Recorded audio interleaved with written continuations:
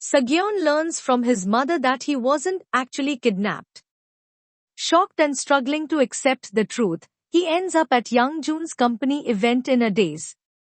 He sits next to Miso and quietly asks if his memory is wrong. His voice is flat, but there's confusion in his eyes. She doesn't answer, because the magic act on stage suddenly triggers a deep, buried memory, and she remembers everything all at once.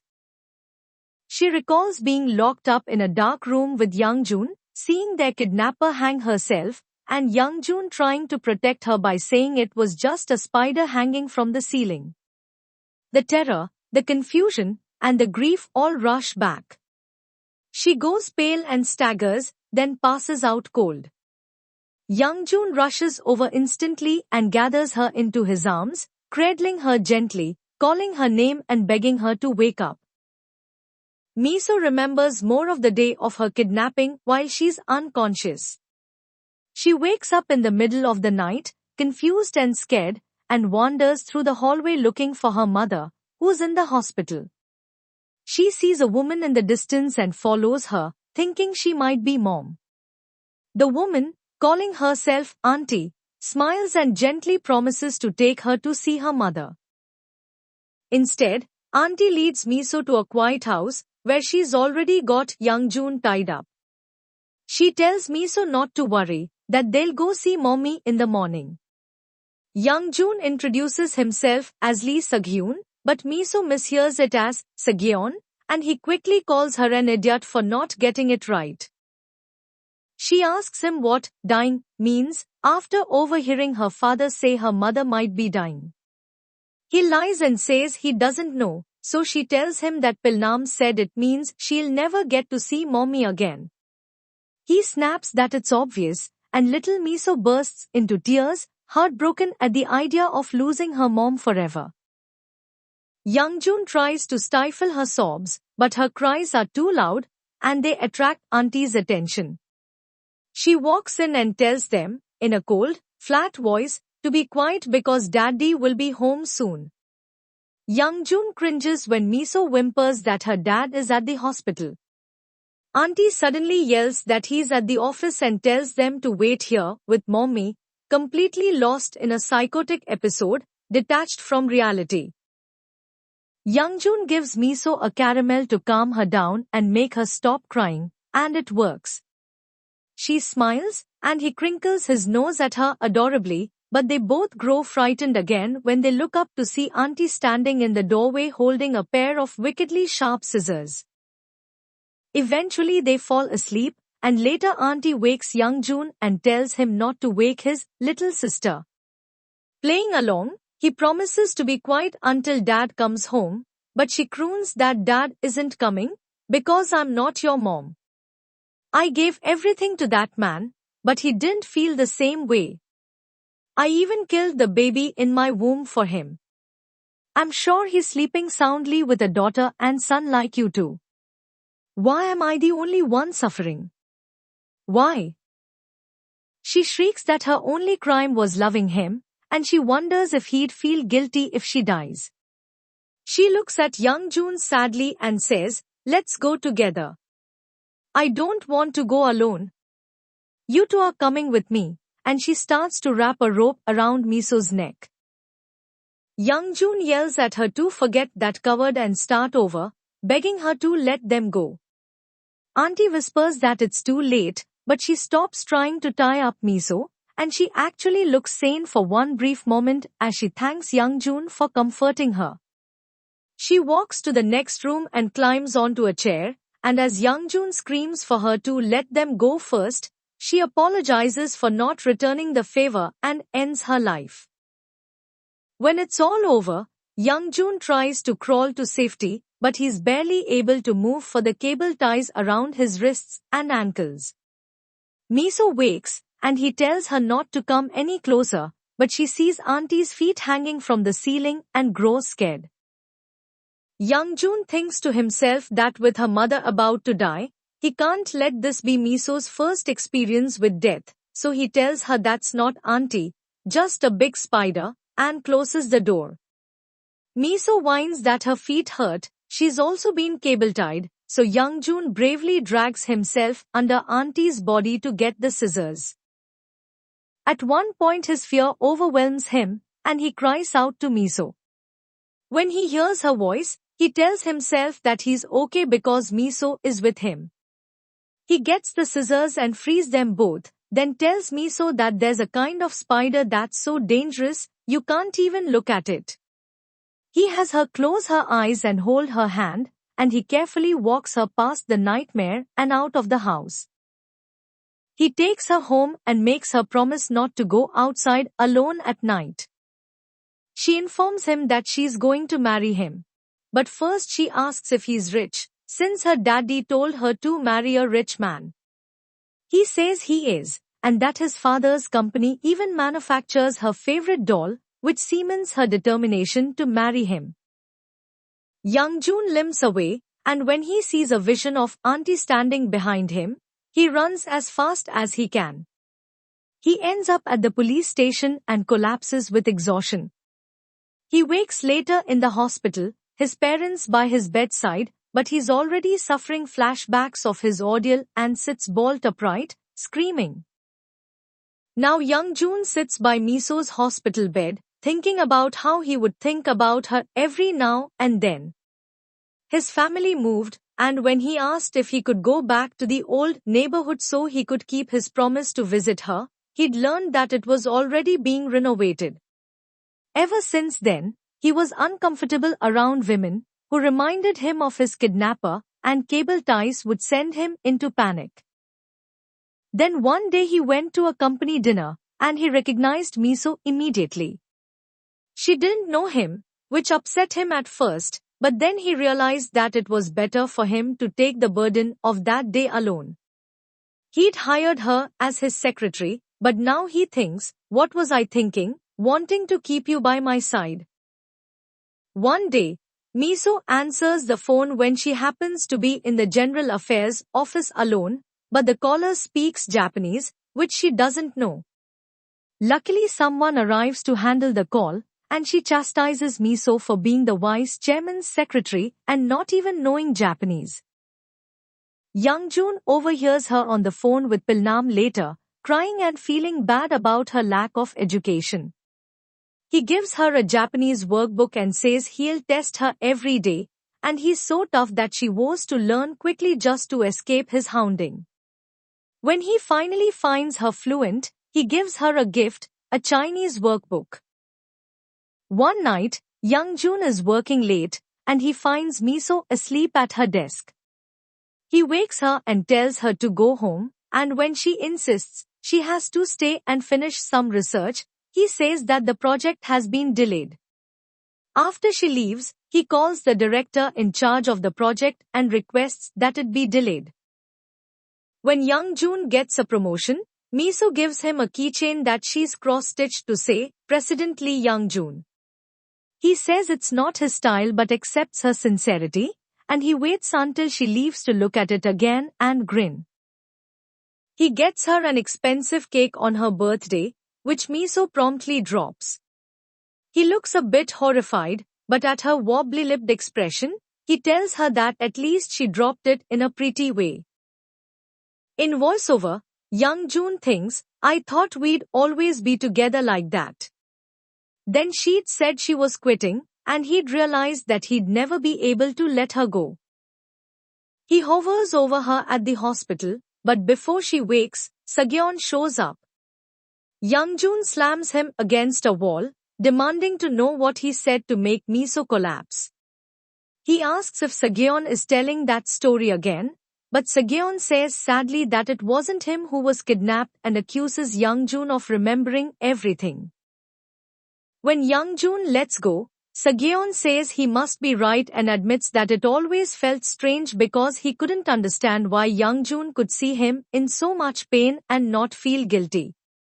Young-joon stands there like a statue long after Sagyeon leaves, and when he finally makes his way back to Miso's room, he finds her awake.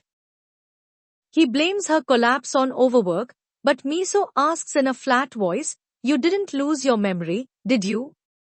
Young-joon acts like he doesn't know what she's talking about, but she calls him Sagyun Oppa and says she remembers everything about the kidnapping. Fighting back tears, she says that now she knows why she wanted to find him so badly, to thank him. She sobs that he must have been terrified, so she wanted to thank him for protecting her despite his fear. Young-joon finally speaks, saying, "Who else would have been able to protect you? It was possible because I'm Lee Young-joon." Miso gets angry, asking how he could keep it a secret from her. Young-joon struggles to answer, gasping that he couldn't forget what he saw and heard, even for a single day. "Every time I close my eyes, the memories flood back as vividly as if it was yesterday. Those horrible memories. So I was relieved that you didn't remember." He admits that he just wanted to delay her finding out the truth as long as possible, because he didn't want her to share his pain. Miso strongly disagrees, believing that if she would have shared his pain, she wouldn't feel so bad now. She snaps that this sudden consideration of her doesn't suit him, and that he should have been selfish like usual. Young-joon chuckles wryly and tells her to make up her mind if she's complimenting or insulting him. Miso asks him to promise he'll never hide anything else from her, and he takes her hand and promises. Sagyun is in trouble, wandering the streets in a daze. Suddenly he remembers being taken to the house where Young-joon was held captive, and crying as he realized that Young-joon was trapped in this terrible place because he'd left him alone. He rejects the memory and runs, nearly getting hit by a car. He goes home and trashes his room, and Mom finds him sitting in the wreckage, head in his hands. He wants to know why she never told him his memories were wrong, making him look like a fool in front of Young-joon. Mom insists that Young-joon lost his memories of the kidnapping, but Sagyun yells that Young-joon remembers everything. He storms out, leaving Mom to sink to the floor in shock. The doctor pronounces Miso healthy to a grateful Young-joon. He sees a little girl with a doll and remembers something, and when he visits Miso next, he brings her the doll she wanted all those years ago. Actually, he bought it right after the incident and kept it all these years. Miso is delighted, and Young-joon brags that this makes him excellent husband material.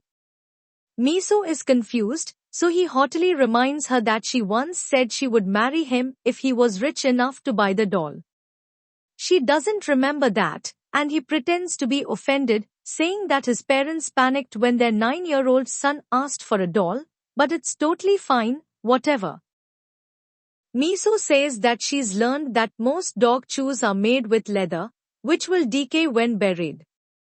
She decides that Young-joon's old dog Big Bang's chews must have degraded by now, referring to his memory analogy, and suggests they bury all of their bad memories. She turns around, and when Young-joon hugs her, she says, "I'm happy that you're the oppa I've been looking for." He says he's happy they found each other again, and that he's struggled to hold back from expressing it. Miso is ready to go back to work the next morning, but Young-joon refuses to let her check out of the hospital yet. He tells her to take a day off and rest, because you're my woman now. Miso teases that he's making her fingers curl up with that cheesy line, but he just says she can't work with her hands like that. He goes off to a meeting, but instead of nitpicking every detail like usual, he zips to the end at the speed of light. Yoshik follows him, worried that Young-joon is mad at him for pretending to be fine about seeing his ex-wife, but Young-joon just walks away while Yoshik is saying how happy he is that Young-joon cares about him. Young-joon rushes to his office to tell Jia that he's taking the rest of the day off, so he's startled to see Miso at her desk. She says with a giant smile that she feels fine, and he grumps that she's getting on his nerves today. Jia tells Miso that he's probably still single because he's such an arrogant show-off. Miso angrily stares at Jia. Miso gives Jia huge workload to finish, chirping sweetly that she doesn't like men who are show-offs or women who slack off. Young-joon is too worried that Miso might faint again to get any work done. He confers with his own brilliant brain for a scheme to get her to rest, and gets an idea. Yoshik decides to start fresh with a new positive attitude and has a serving of his very expensive herbal medicine. Mayum runs in distraught, having accidentally drunk his herbal medicine and given him one of her weight loss tonics. Gritting his teeth, Yoshik asks if there's a medicine for suppressing anger. Mayum gets a text reminder of someone named Eseojin's birthday, and she asks Yoshik if she should send flowers as usual. He says not to bother because that's his ex-wife, who has a boyfriend to celebrate her birthday with now. Young-joon's big, make Miso rest, plan is to have the entire office team go to a spa and bring him feedback on their services. The ladies enjoy the skin treatments, though Sarah says that she doesn't need it because her man is already dazzled by her looks. Jia asks who she's dating, and Sarah describes him as a superhero who rescues her.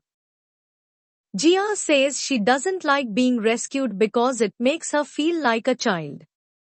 She asks Miso her ideal type, and when Miso says she likes a warm, considerate man, Jia concludes, the opposite of Vice Chairman Lee. She's really determined to get mind murdered today, by Miso. Miso gets a text from Young-joon asking if she's having a nice time. She promises to give thorough feedback on the spa, but he replies to forget that and just rest. Miso sends back a thank you with a heart emoji, which nearly knocks Young-joon out of his chair. Being such a big personality, he sends her back to hearts, but she frowns when Jia and Sarah assume he's texting her about work. Yoshik treats himself to a steak lunch, but he can't help remembering that he and Eseojin celebrated all their birthdays and anniversaries here. His eyes grow wide when Eseojin walks in, and he gets bashful and says he was hoping to see her here, but her male friend arrives and dashes his hopes. He calls Eseojin cruel for bringing her new guy to their special place. Eseojin says that he's her cousin, and Yoshik is suddenly all respectful greetings. The cousin wisely leaves them alone, and Eseojin calls Yoshik thoughtless for forgetting it's her birthday and coming here. She leaves, and Yoshik says weakly, I know it's your birthday, that's why I'm here. Yoshik mopes all over Young-joon's office, using the word thoughtless as often as possible until Young-joon finally asks him why. He says his ex-wife just called him that when he ran into her, and tells Young-joon never to break up with Miso. He wants to go for a drink, but Young-joon says he has plans, and suddenly Yoshik is demanding he choose between him or Miso. Sighing, Young-joon tells Yoshik to go have a meeting and find a project to work on after the airline acquisition. Yoshik pouts that he doesn't want to be alone, but he doesn't want to work either. The office team comes back from the spa all relaxed, and Sarah jokes that she'd love to just go home. Young-joon pops up and says they can all go home, but because he wants them to rest, not because they're in trouble. Team leader Jung thinks it's a trick question and keeps saying they'll stay and work hard, but Young-joon is all, no really, go home, really.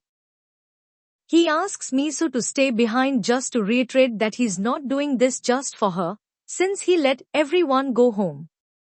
She accepts this one time, and when she says she feels great, he asks her to go somewhere with him. He sends Cheol home instead of driving them, and takes her to the amusement park again.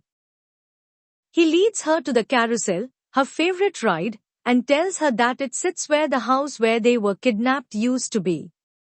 He says he pored over the maps to figure out the exact location, and when he realized this, his first thought was to be thankful that those horrible memories are being covered up by the happy memories of the people who ride the carousel.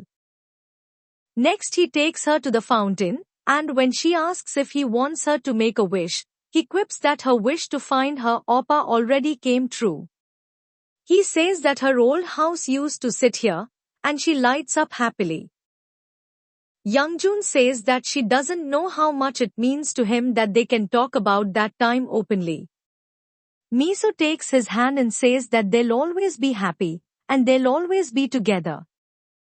When he drops her off at home, Young-joon grows very serious and offers to grant Miso's unspoken wish to take a walk with him. They walk hand in hand, and stop for ice cream, which he complains tastes like rubber. He asks her to spend the night at his house tonight, saying that he doesn't want her to be alone. He explains that after their ordeal, he had nightmare flashbacks every night, and he's worried she might, too. Miso thanks him but says that she doesn't remember everything clearly.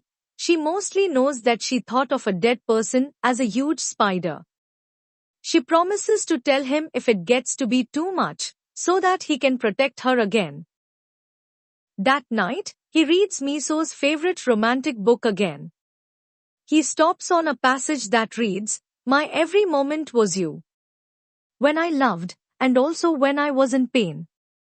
Even at our moment of farewell, you were my world, and every moment was you. Without you, I don't think I can explain the story of my life so far." Miso is fine until she tries to go to sleep, and suddenly she's overwhelmed by the silence and the dark.